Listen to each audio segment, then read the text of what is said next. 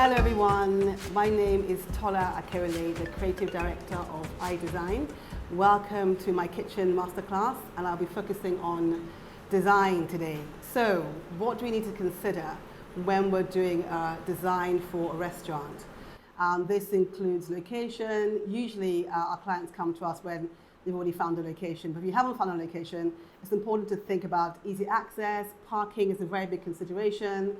And other items include the cost of the rent versus number of covers in the space to make sure it actually makes sense financially. You also want to think about, obviously, the look and feel, which is where we come in, the way the space functions, and obviously your budget for what you want to create as well. What kind of theme are you looking at? Are you looking for something that's sort of simple, cafe-like? Is it Moroccan-inspired? Is it Mexican? And thinking about following those themes throughout the restaurant space. So I'm going to talk firstly about space design. So what do we need to think about when we're looking at a restaurant and the space that we're going to be functioning within? We need to think about the way we come into the entrance. We want to make sure it really gives that wow factor. What's going to be in that space? Are we having a reception table? What does it look like? How does it feel? Are we ensuring that we have the client feels the energy of the space from inception? We're thinking about where's the bar in the restaurant? Is it a good focal point? This is where you get most of your revenue will come through. So it's important that the bar is actually situated in a spot that actually makes sense. Where the bathroom is going to be. And also thinking about traffic flow in general. How are you laying out the space? What's the demographic people coming in? Are they young? Are they old? How are they going to sit? Will it be lounge seating? Will it be bar seating mainly? Will it be just restaurant seating? And even the size of the tables, what kind of tables are we having? And even considering that, flexibility is very, very important, because what happens is that people have come in with groups, sometimes 2, 4, 6. And so even considering the design of the table, is it square, is it rectangular?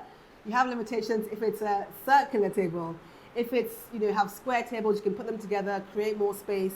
How are the waiters moving around in the space? They have enough, aisle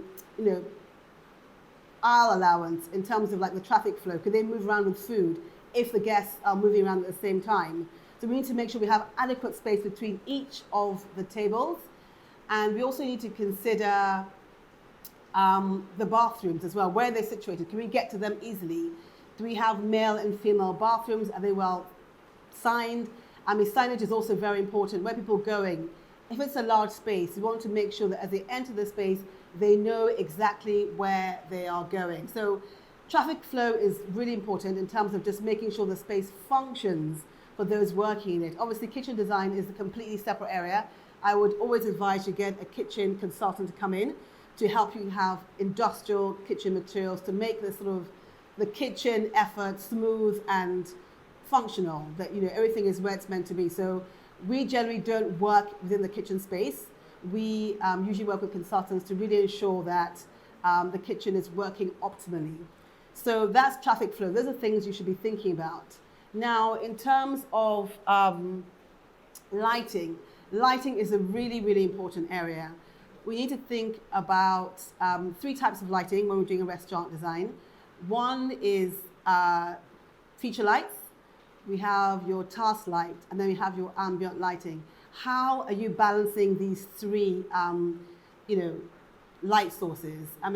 Task lights, as the name implies, talks about the function areas, the bar areas, where you're eating. Can you make drinks well? Can the person in reception see her register? Can the people eating eat with good lighting? So that's what a task light is. Are the function areas working as well as they should? The other area we think about is the feature lights. This is like the drama, the excitement.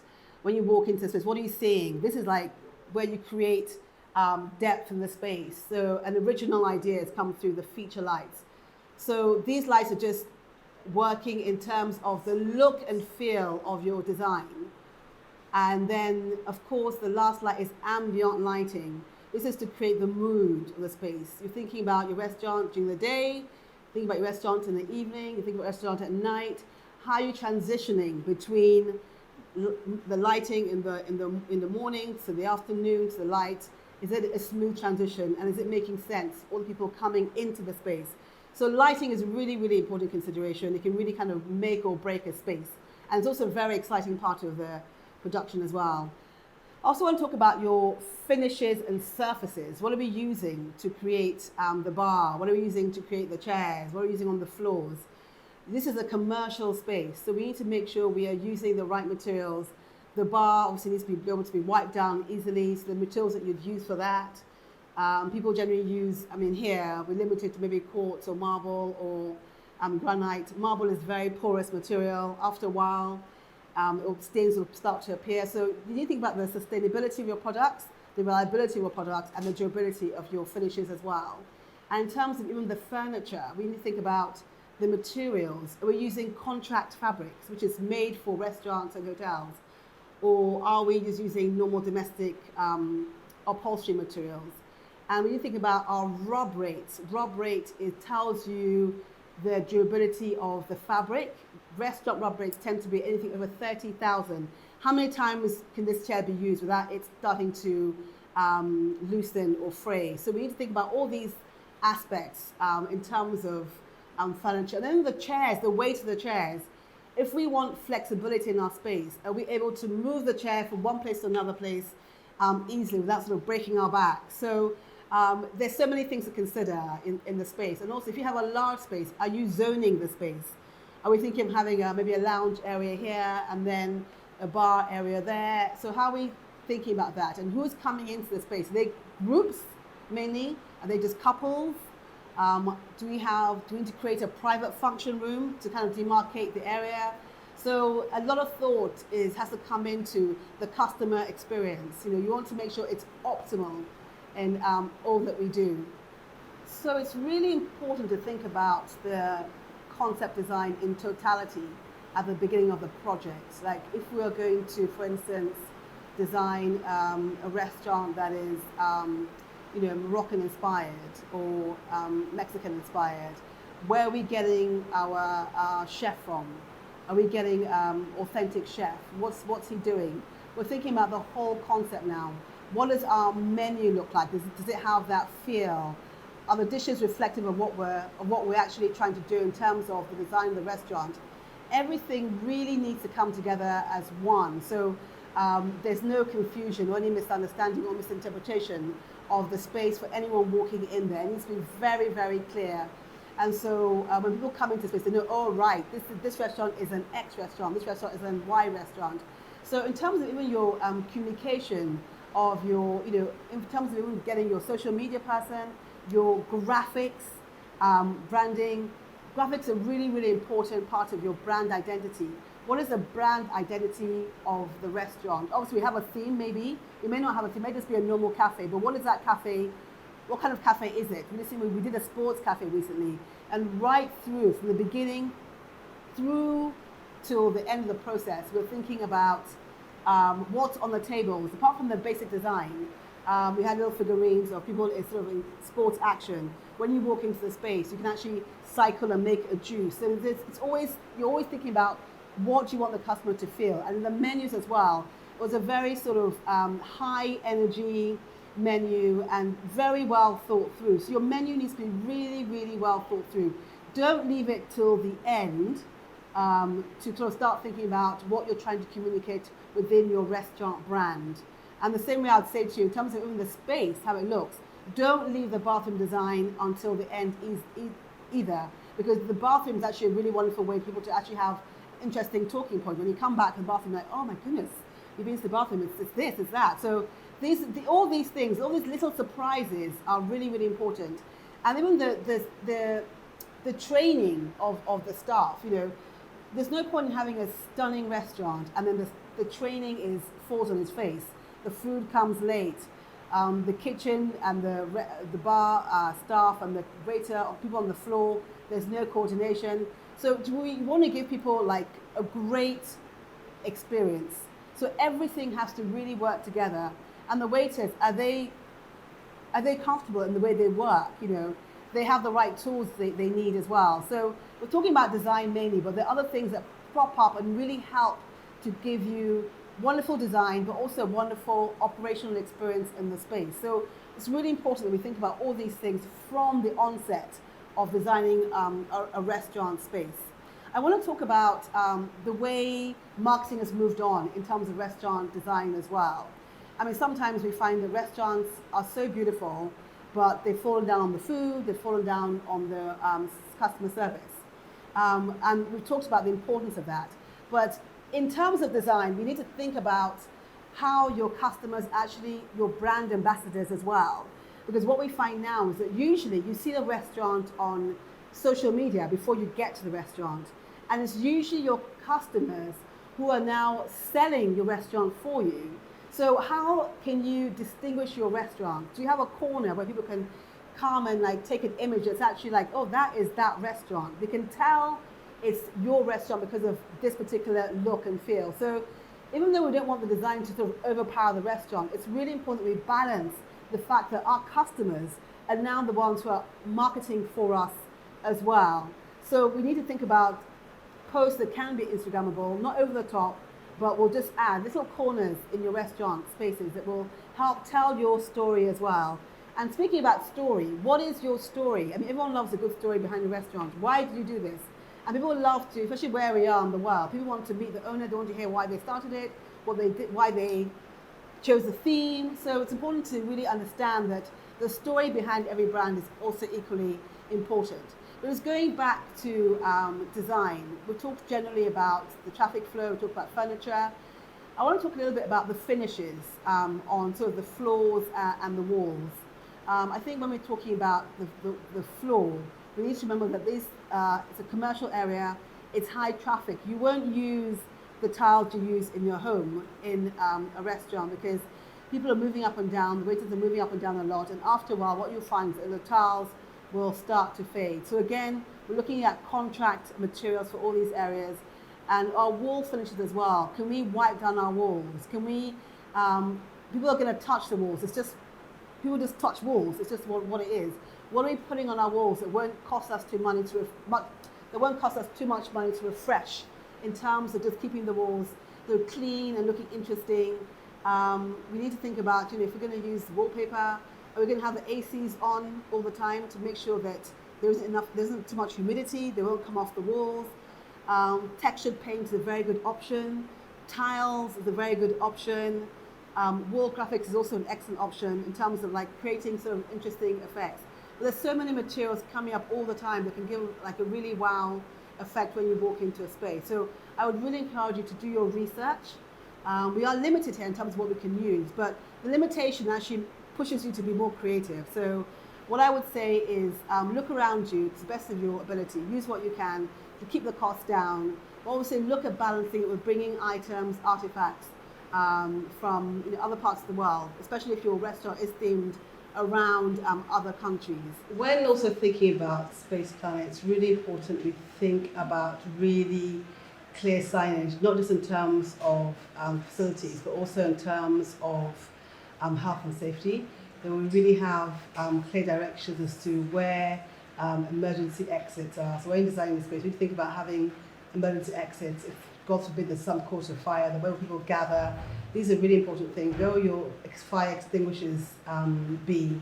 How would you have them the way that they're visible, but obviously not intrusive into the design? I can't stress enough how important this is. I mean, we don't want that situation, but we should be prepared for any scenario.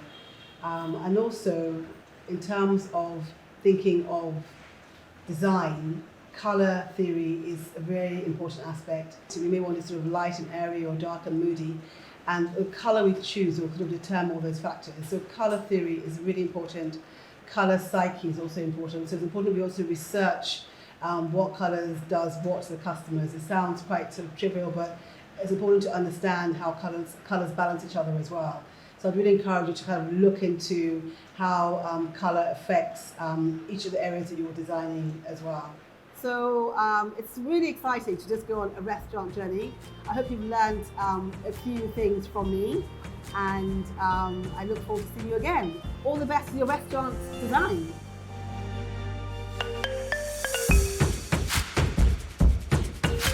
Hi, my name is Anderson Edewo. I'm the Creative Director for SEA Consulting. Welcome to my Kitchen Masterclass on how to create a concept for a successful restaurant design. So I would like to take you through basic steps on how we meet with clients and design for them.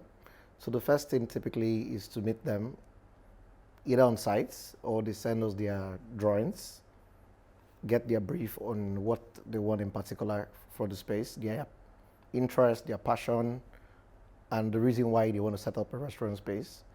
Afterwards, we take that information, sit on our drawing board, and then give them a proposed layout on how we see or feel the space should actually look like.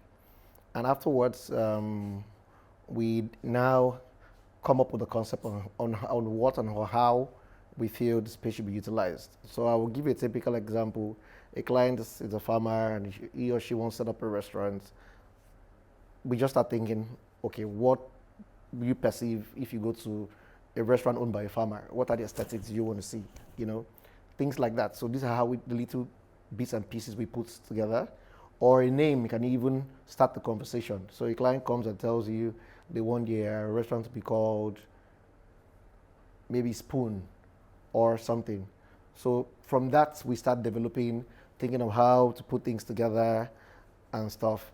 So in the growing industry where we have a number of interior designers and a lot of investors trying to create new restaurants in Lagos, I think it's very important for us and clients in general to understand why they want to go into restaurant business. Naturally, they will go into because they want to make money, but I'll always advise going into restaurant design or restaurant business because you're passionate about it. Then it becomes original. So typical Nigerian clients will come and tell you they want their space to look like this person's space because they're trying to make it Instagrammable, people to come and take pictures, without knowing that we'll actually come and take pictures and then what we'll leave. But if you get it right from the scratch and you get it done properly, I believe it will work.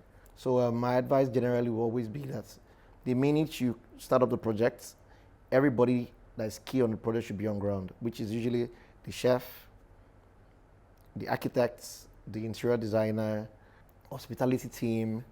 Everybody should start from scratch. So at the end of the day, when we're done designing, they don't have to go back trying to actually put their processes together. For a restaurant design, your focus should actually be in the kitchen.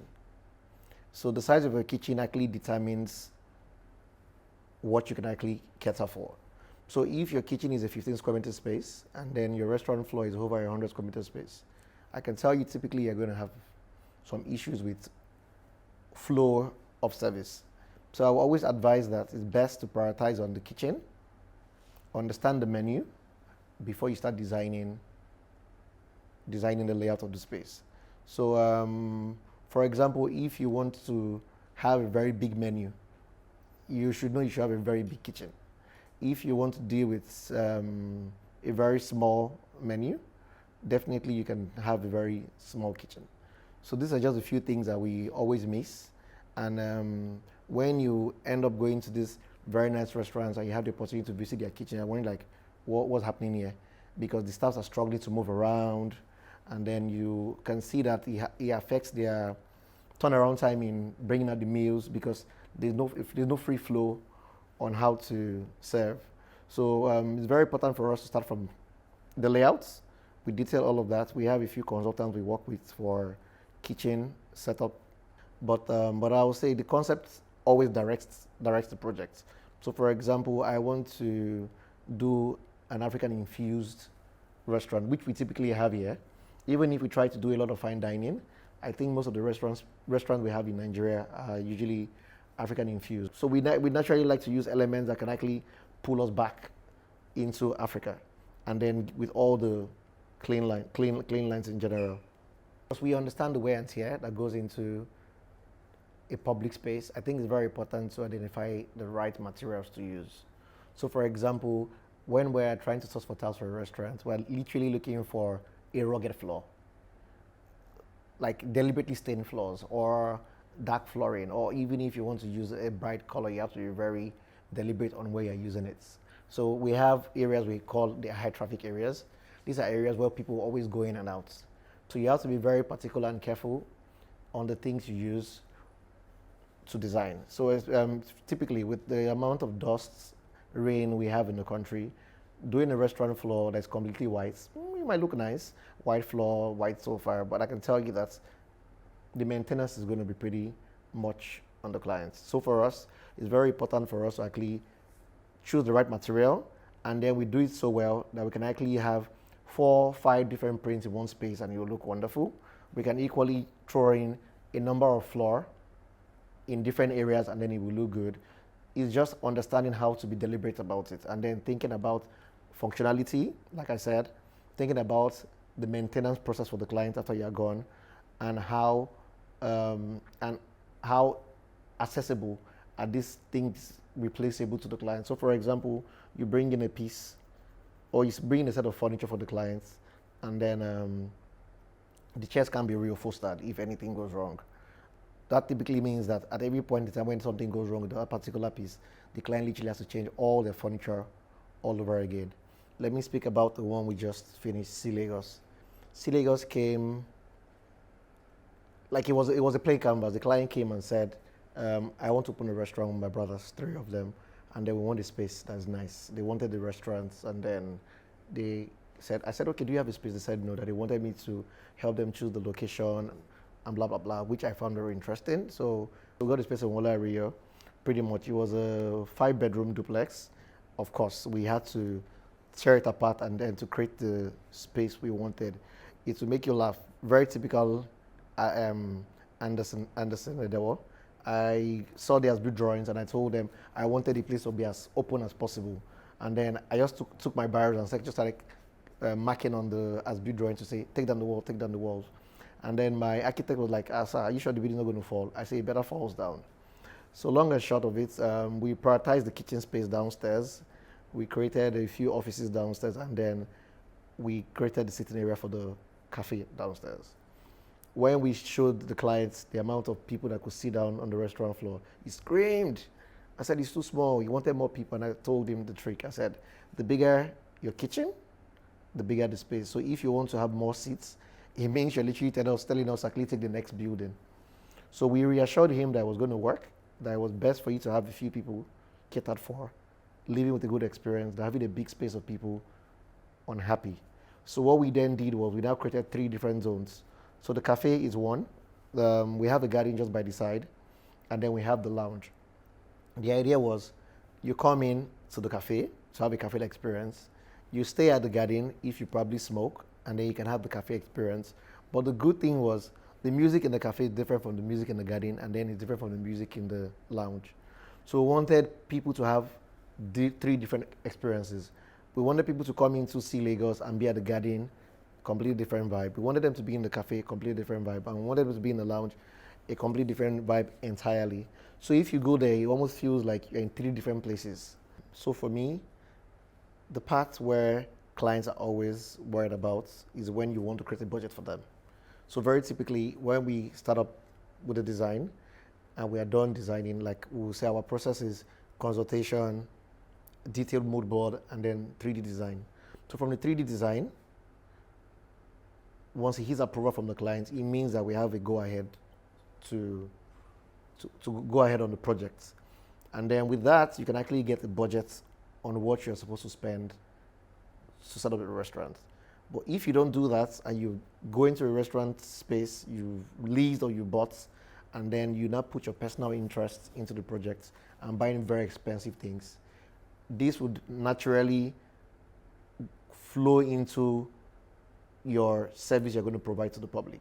So for example, you spend over $500 million setting up a restaurant. Definitely I would expect your food and drinks to be on that level. And then for an economy where we're all literally struggling to survive, I think people that are hoping to set up restaurants shouldn't come in to compete with just aesthetics and people coming to take pictures. They should not only compete with showing off. I think passion should be the driving force. And then the idea behind feeding a number of people should be why they're actually setting up restaurants. So there's a number of restaurants in Lagos that you probably just go once in a while. Maybe you run into sudden wealth, like, okay, let me go and lavish it somewhere. And then when you go to such places, you can see that they are either struggling because their business model wasn't understood properly. But I tell you that if you understand how to mix materials and do things on a budget, I can tell you that the most important thing is the food, not the space. You know, so doing up the space is good, very well, and doing it very well is very relative. You can spend so much money and the outcome may be terrible. But with the right concepts, you might spend little, and then the public generally would be attracted to what you've done.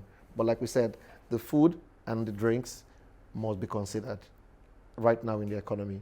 So I would not probably eat a 40,000 naira meal, breakfast, lunch, and dinner. I'll probably do it maybe once in a weekend. And then if you want to set up a business that people only go to once in a whole week, it means that what do you do from Monday to Friday? You're waiting for a Friday or a Saturday where people start rushing in. So I think it's very important for you to put that into consideration in setting up your space. Thank you guys for listening to my Kitchen Masterclass. I hope you're able to pick up some tips on how to design your upcoming restaurants.